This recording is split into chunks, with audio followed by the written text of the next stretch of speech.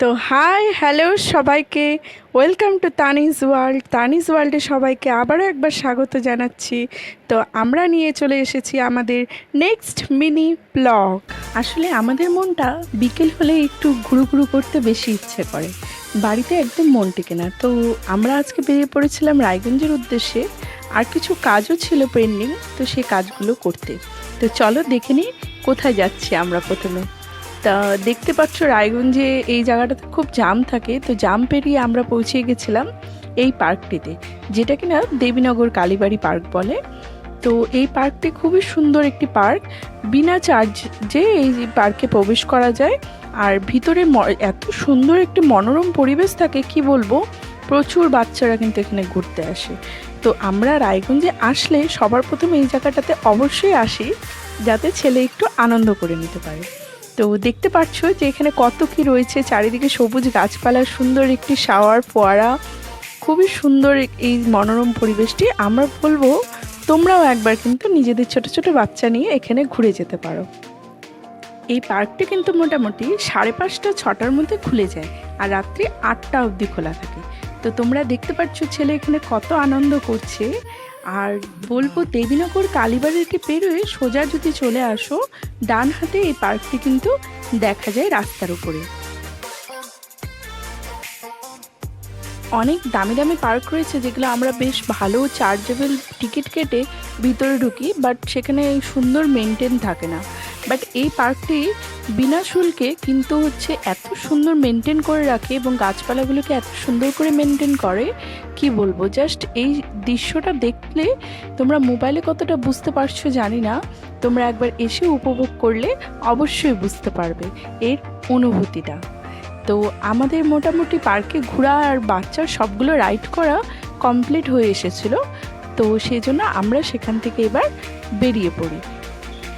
তো আমাদের কিন্তু অনেকগুলো পেন্টিং কাজ ছিল, অনেক তাড়া ছিল, বাট চোখের সামনে এরকম গরম গরম আমিত্তি ভাজা দেখে আমরা কিন্তু নিজেদের লোকগুলা কোনো মতেই সামলাতে পারিনি।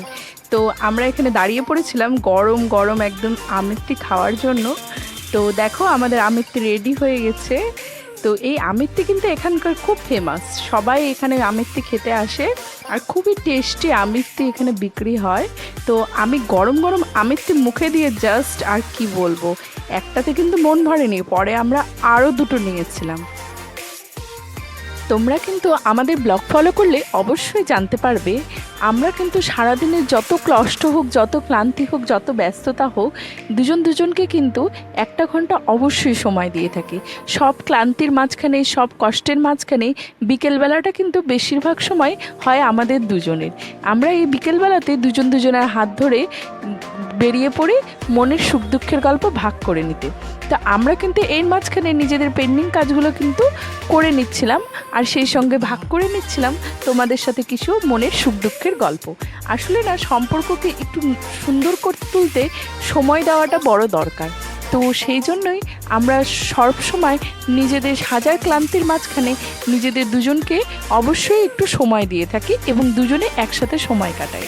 তো এরই মাঝখানে আমরা কিন্তু রাস্তায় দেখতে পাই এক অদ্ভুত রকমের লোভনীয় খাবার, তালের শ্বাস। আমার তো ভারী পছন্দের খাবার, আমি তো জাস্ট নিজের লোভ আর কন্ট্রোল করতে পারছিলাম না। তোমরাও কারা কারা ভালোবাসো অবশ্যই জানাবে কমেন্টে। আমরা চলে যাই এই মোমোর দোকানে। মোমো তো আমাদের খুবই ফেভারিট একটা ডিশ, তাও যদি হয় এই দাদার হাতে।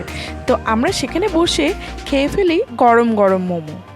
সম্পর্কের মধ্যে যদি একটু সময় না দাও, দেখবে সম্পর্কের পাতাতেও ধুলো জমে যায়। তো একটাই কথা বলবো, নিজের ভালোবাসার মানুষকে সময় দাও আর অনেক অনেক ভালোবাসো। আর সেই সঙ্গে কিন্তু আমাদের চ্যানেলটিকে অবশ্যই লাইক, কমেন্ট অ্যান্ড শেয়ার করতে ভুলবে না, আর সাবস্ক্রাইব করতে তো একদমই ভুলবে না। তো আমরা কিন্তু এখন ব্লগের শেষ পার্টে চলে এসেছি। তো একটা কথা বলতে চাই, তোমরা অবশ্যই ভালো থেকো, সুস্থ থেকো, সাবধানে থেকো, আর আমাদের ব্লগটিকে অনেক অনেক ভালোবাসা দিও। তো আজকের মতো এটুকুই, আবারও দেখা হবে নতুন একটি ব্লগ নিয়ে। তো চলো, tata, bye bye, good night.